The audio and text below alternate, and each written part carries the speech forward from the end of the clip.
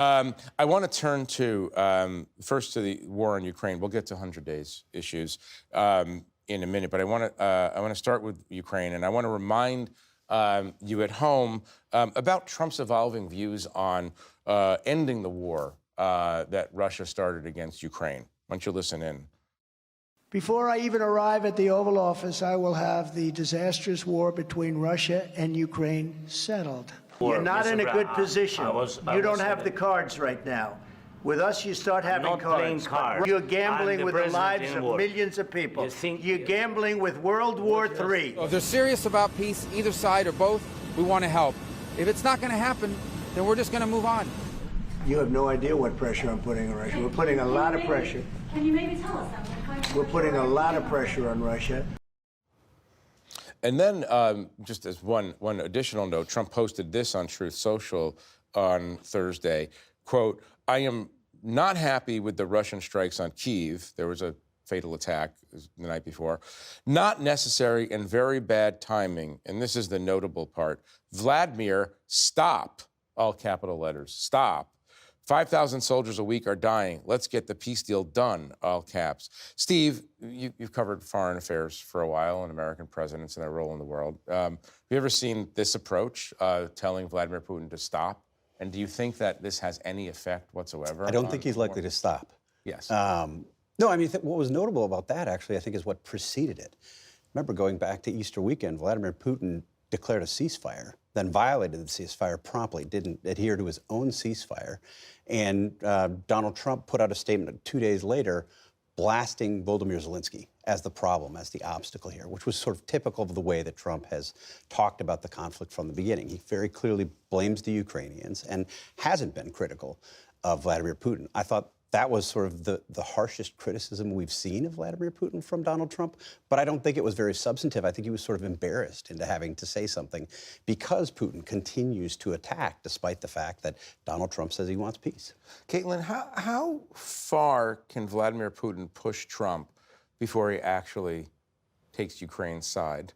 I think if you asked that question in January or February, it would be different. I'm not sure he'll ever take Ukraine's side. I mean, there is such bad blood between President Trump and President Zelenskyy. But as he is getting closer to his 100 days, he is becoming a lot more frustrated with President Putin, and especially given those strikes. I mean, that message yesterday was incredibly personal, telling him in those 2 words to stop. And so I think this is the real question at this moment, is how frustrated he is by this. But I think the reality is it's proving a lot harder to solve than he thought. I mean, he just told Time magazine that it was in jest and that he was just being figurative when he was repeatedly saying that he could solve the war in Ukraine in 24 hours. Obviously, we're approaching day 100, and they have not brokered a peace agreement. And so it's a real question in terms of his frustration, how that changes this process. But most people seem to think if they walk away from the negotiations, it only benefits Russia here. Right. Asma, at what point does this administration throw up its hands, and what's the consequence of throwing its hands up? So at what point they do, I think they're certainly inching closer to suggesting they're going to do that, though I think that's also somewhat of a negotiating tactic to build the pressure on both Ukraine and Russia. In terms of what the consequences are, look, I mean, I think it would be extremely devastating for Ukraine if the U.S. were to walk away. The United States has been a major military supplier, a major aid supporter throughout this entire conflict. And you think walking away in this context would mean cutting off arms sales? I think that's certainly what the president has suggested. There might be some Republican lawmakers willing to defy him and push back. But the reason I think it could be so devastating is thus far in this first 100 days, we have seen by and large most Republican lawmakers fall in line with what the president has wanted to do. So my question is, why would Ukraine be the one exception? He campaigned on ending this war. I mean, to Caitlin's point, he said he'd do it on day 1. And I was struck by that comment, too, where he says, no, I was saying that figuratively. And the reason he's trying to sort of backpedal on this now is, look, domestically, many of his supporters want this war to be over. Polling has shown that this is not a popular war in terms of the base of the Republican Party. When he said that in the campaign, I took it, I mean, I didn't take it literally, but I think he meant it literally. He was going to end the war. Was that fair? I think he thought he could get it done even maybe before he took office. I mean, look at what happened with the war in Gaza and negotiating a hostage release in that situation. He thought, and has always argued, that he's the best deal maker, the best negotiator, that he could get to Putin. And of course, Putin experts have said all along, he's playing you. They're just using tactics that they've always employed to try to convince him that he is the one here.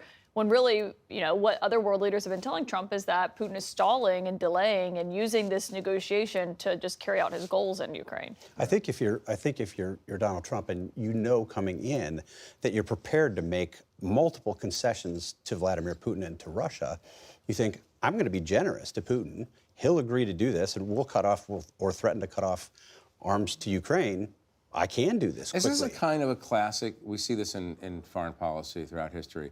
Americans projecting their own deal-making, pragmatic selves onto people who are highly ideological?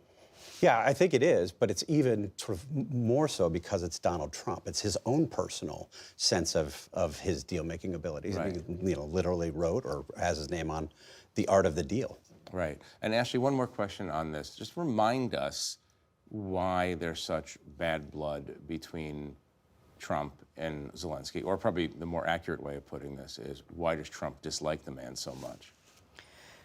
I mean, absolutely. You saw a bit of that in the Oval Office where he kicked Zelenskyy out and basically said, you don't have the cards. But what Donald Trump's operating principle is, he does not want America to be getting taken advantage of. He has no belief in sort of soft power or exporting democracy abroad or doing anything that is not a very clear quid pro quo. And his sense is the United States has sent billions of dollars to Ukraine, and what are we getting in return? And why isn't Zelenskyy more grateful? And that is what he is conveying. There is no sense of Russia invaded with no provocation a smaller country, and it is part of the United States' role as a moral leader, democratic leader in the world to defend. It is just, we've sent you all this money, and why can't you be more appreciative? I also think Trump views it very much in the lens that he's viewed a lot of things, winners and losers. Right. He does not view Zelenskyy as a winner. I mean, he's irritated with him because he feels like he got impeached over him in his first term, but he does not view him as a winner. He has been told by allies, Ukraine cannot win this war. And once that is in his brain, I mean, he's like, of course you have to settle because you're going to lose. Right. Why And are we going to Zelenskyy prop up a defied loser? him. Remember, Zelenskyy defied him. Trump asked, it was a quid pro quo. Trump asked Zelenskyy to launch an investigation of Joe Biden, who was going to be running for president against Donald Trump. And Zelenskyy said no. Zelenskyy wouldn't do it. It is so interesting. It's probably a topic for a PhD thesis, not this panel discussion, but it's so interesting. And Steve and I have been thinking about these things for years together. The shift from McCainism to Trumpism in the Republican Party. McCain was, these are the stalwart heroes who are standing up against the bullies.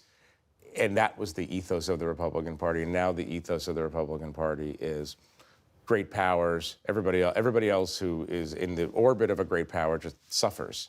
Yeah. We've left McCainism so far. Yeah, I mean, the ethos is, sadly, we're the bully and we're unapologetic about it. Right.